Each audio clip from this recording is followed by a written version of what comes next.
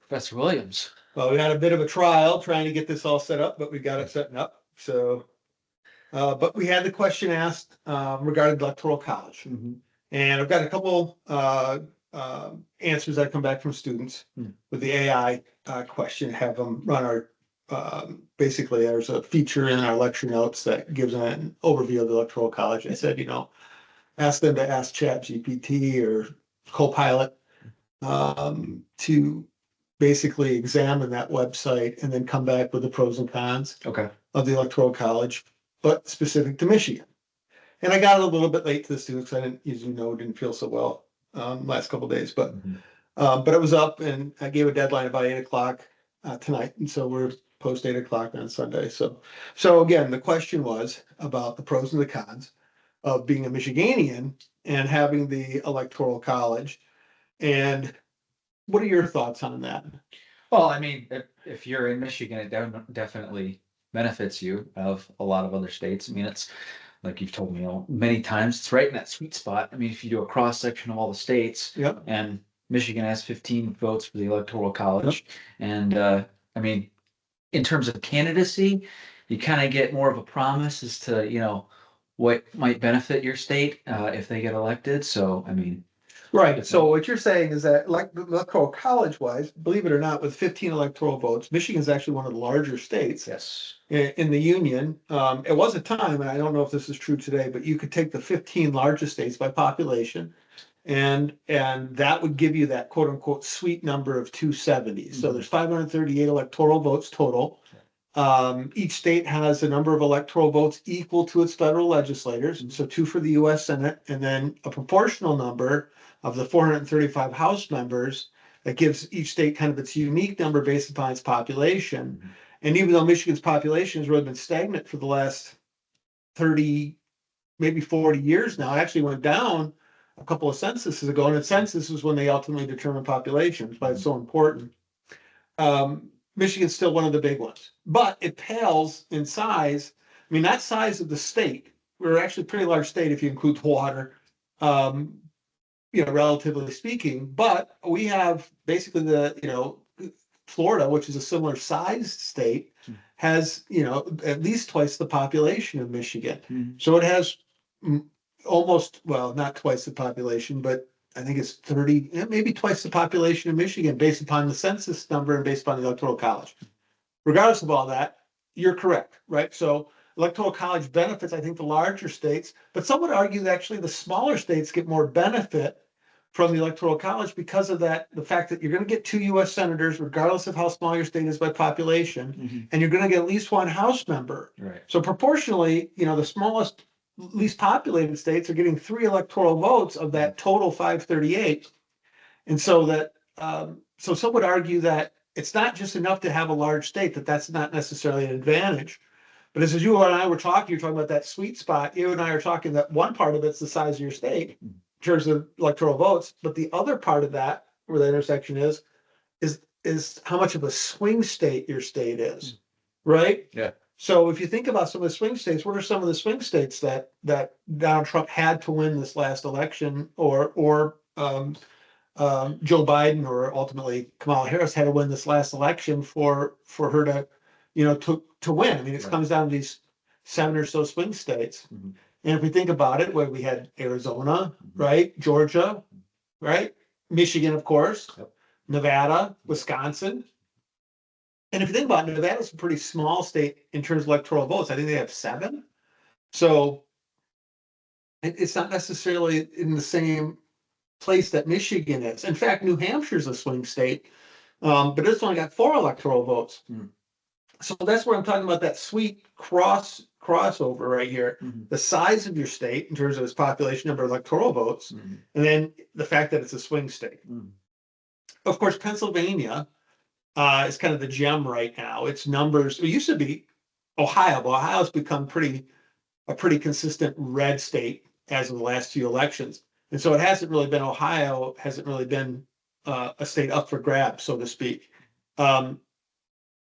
But Pennsylvania has. I mean, Pennsylvania went red for Trump in his first election, right? Blue in the 2020 election, and then red again in this 2024 2024 election. Mhm. So that's, again, that idea of being a swing state going back and forth, that it's up for grabs.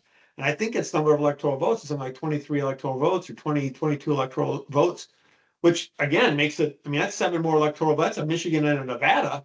You know what I mean? In terms of electoral votes. And so you had mentioned something I thought was important, and that's in terms of candidacy, presidents making promises. Expand on that. Well, I guess it's more so that Trump, for example, he visited Michigan how many times? Right before, Right. Both elections actually. Right. It's funny though, because Kamala, I don't know, it just didn't feel like she'd visited Michigan as many times. I don't think unfortunately, I think her campaign was running on gas because it started out as Joe Biden's campaign. And he did spend some time here. He was over in Detroit multiple times, really kind of courting the union and meeting the east side of the state. Right. But Donald Trump, I think, certainly did visit Michigan quite a bit. And in a squeaker election where it's winner take all in your state, loser take none, regardless of what the popular vote is in your state, that extra time he spent here making promises to Michiganians about protecting the auto industry and, agriculture, all of them. Yep. Yeah. Yep. And actually gaining some traction with the Muslim community on the east side of the state, which was really interesting to me. Yeah. In fact, I think he just nominated the mayor of Dearborn to be the ambassador to Kuwait. Oh, right. Okay. Yeah. So, you're building inroads into the state. And so, okay, so what about those promises? They're political promises though, right? Yeah. They are political promises, but at the end of the day, it's a promise to one of the states that you could get in with a big chunk. Okay. If you're going in terms of the electoral college. Okay. So I think you're correct in that, right? Again, politicians make promises and they're only as good as their promises, right? They're only as good as their word. Right. But think about the states that are guaranteed to go red or blue. Yeah. Right, like Oklahoma's guaranteed to go red, and Washington State is guaranteed to go blue. I don't think those presidents have to make those states any promises because they know what the outcome of those states are going to be. Right. Yeah. And so at least you have something that you can go back to and say to this candidate, "Hey, look, you made these specific promises. We expect you to keep them, or your party." Right. Which will last longer than you, is going to pay for that. And so you have the ability to hold them to that. And so in that regard, you would, and I think I would too, argue that Michigan, as Michiganians, we actually have an advantage when it comes to the electoral college. Absolutely. Okay. Absolutely. Yeah. Now, and you and I have also spoke about this as well, not to belabor this, but I think that's kind of a quick answer to our question, is the fact that we have the sweet spot of intersection of large enough state. Yeah. And swing state, right, or battleground state, purple state, and because of those two things, that brings the candidates here and brings the promises here, and that makes us important with the electoral college. Yeah. If it was just simply based on population, we're 9 point whatever million or 10 million people out of 330 million people. It doesn't matter where you get your votes for it, right? Exactly, and yeah, exactly. So the other thing that we had talked about a little bit, that, as I already told you, I'm an electoral college fan. And I'm an electoral college fan because, well, one, it's in the Constitution. I do not believe that we give enough credit to the framers of the Constitution that we should. We're like, well, they would know possibly what the impact or effect would be of the system they designed because they were designing it before it was put into operation. And now we've had 200 and almost 50 years of it being in operation, right? Where we can look at the pros and the cons of it, and what's worked and what hasn't. And we've amended the Constitution by design to address those shortcomings. But I don't think the Electoral College was a shortcoming or an oversight. I think it was one, let's not forget what came first, Tater, Professor Williams, what came first, the states or the national government? Oh, states. The states, right? Exactly. Everybody knows that. I want to be on camera for No, correct. Obviously correct. States, right? Yeah. The states came before the national government. The states created the national government. And so I cannot imagine that the national government would have been able to pitch this idea to each of these 13 states and say, you know what, just become a blob. You know what I mean? Just become a blob. Yeah. There'll be no more state boundaries. There's no need for state constitutions or even state government. No, of course not. The states created the national government, and in that creation of the national government, as a republic, the states mattered. Yep. And there was the big question as to, okay, now under the Articles of Confederation, all states are equal. It doesn't matter how populated you are. It doesn't matter where you are, if you're on the coast or in the interior, if you're fighting the Native Americans, or you're fighting the coastal pirates, or if you're a slave state or a non-slave state, or all of those things that were differences between the states, right? They were all equal. And then to basically say, okay, we're going to become a blob, and then you had these states that had their very specific needs and interests, are thinking, well, wait a second.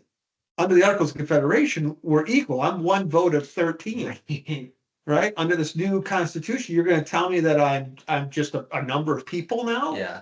In the states that are size of Virginia, which wanted to count all of its slaves also in the population number, that it's going to be able to tell me, little New Jersey, what the rules of this new national government are going to be? Right. We're not going to do it, right? Mhm. Well, I think that holds true today, right? I mean, what are some things that are unique about Michigan that aren't necessarily unique to Iowa? Well, I mean, you already said it, the auto industry. I mean, Yes. it's big in our state, you know what I mean? Yes, We have a exactly. lot of industrial workers in our state, and especially in Detroit. Right? So, I mean, what does Iowa have in terms of that's as big as Detroit? That big of a city, that Right. big of a, Yeah, that has the same issues that the federal government can or doesn't have to address. The other thing about Detroit, if you think about it, right? Detroit sits right, of course, it's on the Great Lakes, but it sits right up against Canada. Yeah.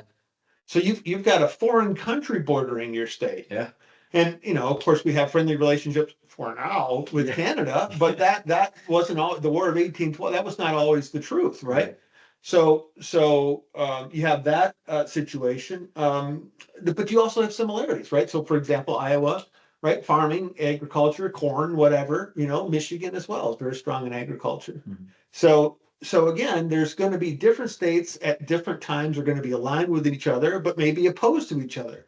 And so each state should, I think, be reflected in the choosing of the president, the choosing of the chief executive and the administrator of federal policy, Mhm. based upon that collective interest of the states. I agree. Okay.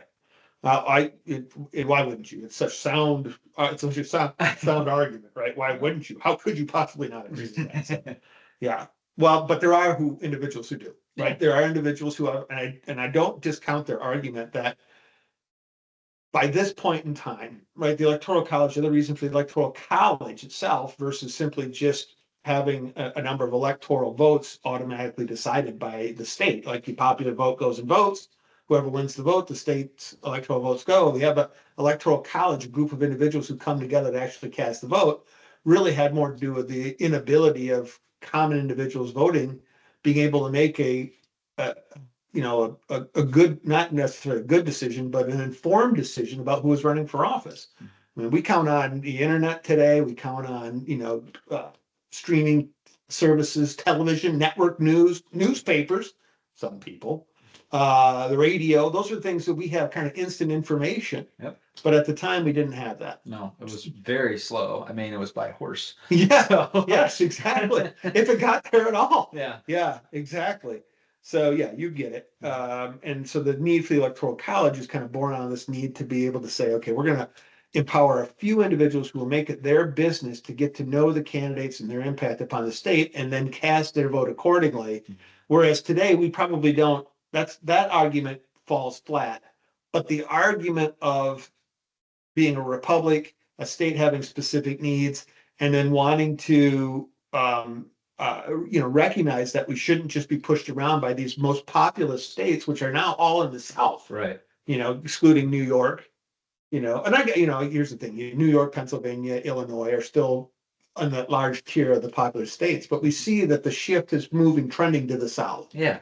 So you're seeing states like Georgia, Florida, Arizona, and certainly obviously California, though it's been losing, its trajectory. It's not losing population, but its trajectory of population. But that's where the population is moving. And so because of that, those states have very unique, different, hurricanes are a big deal. They're not such a big deal for us. Right. Well, states are always evolving, not so much in size, but more so in legislative purposes. Yeah. exactly, right, what their needs are, yeah, exactly what their issues are, and as things change, whether it's the environment or it's the economy, those different states are gonna have different needs. Right.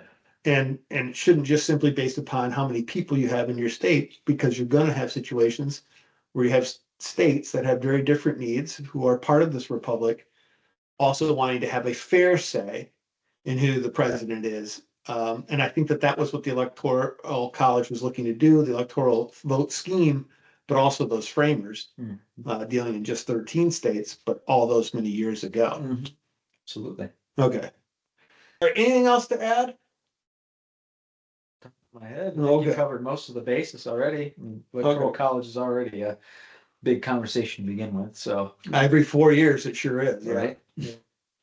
All right. Well, we'll probably hear this same question again come up 4 years from now, and we'll be all the wiser to be able to speak to it. And who knows, maybe Michigan shifts like an Ohio shifted and becomes a consistent blue state or a consistent red state and doesn't get the play from the candidates anymore. And then our conversation might change, right? Like, we just don't get any candidates visiting here. We may as well do it with Electoral College. Absolutely. Yeah. I think as long as we have those differences and needs, Yeah. Diversity in needs. Yeah. I think it's hard to argue with that. Yeah. I concur. We're a very purple state. Mm-hmm. No fan of purple. All right. With that, we're good. I think so. Okay. We'll see you guys.